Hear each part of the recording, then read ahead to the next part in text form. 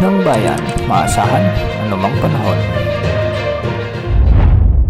Magandang araw po sa ating lahat. Narito na ang pinakahuling update sa magiging lagay ng ating panahon sa mga oras na ito at sa patuloy nating minomonitor na bagyong Nando. Mapapansin natin sa ating satellite animation na napakalawak na ng bagyong ito at meron na itong 580 kilometers diameter malapit sa gitna. Ibig sabihin nito, halos buong Pilipinas ay kaya na nitong maapektuhan.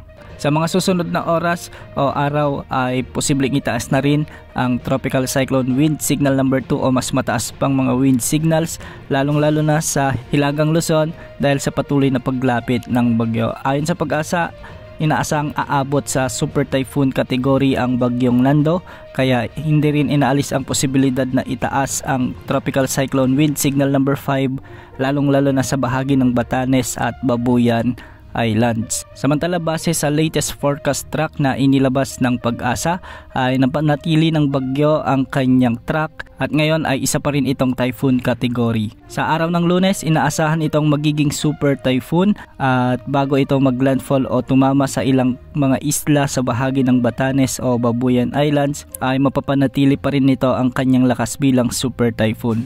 Inaasang makakalabas naman ito sa ating area of responsibility sa araw ng Martes ng umaga o tanghali. Samantala, hindi lang malakas na hangin ang dala ng bagyong Nando, kaakibat naman ng napakalakas na hangin nito ang pagbuhos ng malalakas na pag-ulan, lalong-lalo na sa mga lugar na direktang tatamaan ng nasabing bagyo. Habagat naman na hinihila ng bagyo ang magdadala ng malawakang pag-ulan, lalong-lalo na sa mga kasunod na araw sa Lunes o Martes sa Northern at Southern Luzon at ilang bahagi ng Visayas. Sa araw na ito, may heavy rainfall outlook, isang weather advisory dahil sa pinagsamang epekto ng bagyong Nando at southwest monsoon.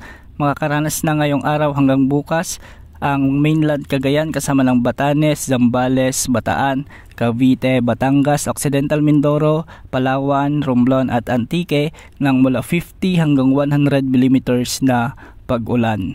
Bukas ng hapon hanggang sa hapon naman ng Lunes, mas maraming lugar pa sa Northern at Central Luzon ang makakaranas ng malalakas hanggang sa matitinding pagbuhos ng ulan dahil ito yung critical hour. Ibig sabihin, mas malapit na ang sentro ng bagyo sa nasabing lugar.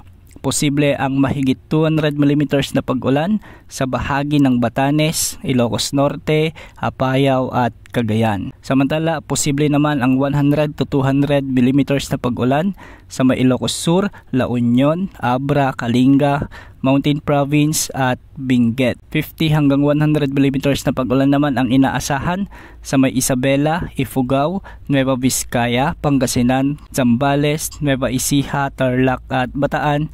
Dulot pa rin ito ng bagyong Nando. Samantala, dahil naman sa habagat bukas ng hapon hanggang sa hapon ng Lunes, makakaranas na rin ng mula 50 hanggang 100 mm na pag-ulan ang mga lalawigan ng Cavite, Batangas, Occidental Mindoro, Romblon, Antique at Palawan. Mag-ingat po sa banta ng mga pagbaha at pagguho ng lupa.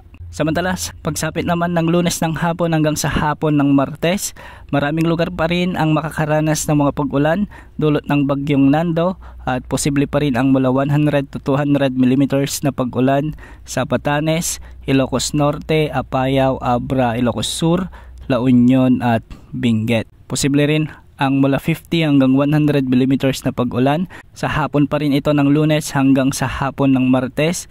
Ang mga lalawigan ng Cagayan, Kalinga, Mountain Province, Ifugao, sa may Nueva Vizcaya, Pangasinan, Zambales, Tarlac at Nueva Ecija. Dulot pa rin ito ng bagyong Nando. May mga pag-ulan na rin dulot pa rin ng southwest monsoon sa Pampanga, Bataan, Bulacan, Metro Manila, Rizal, Cavite, Batangas at Occidental Mindoro. Mag-ingat po ang lahat sa nagbabantang napakalakas na bagyo.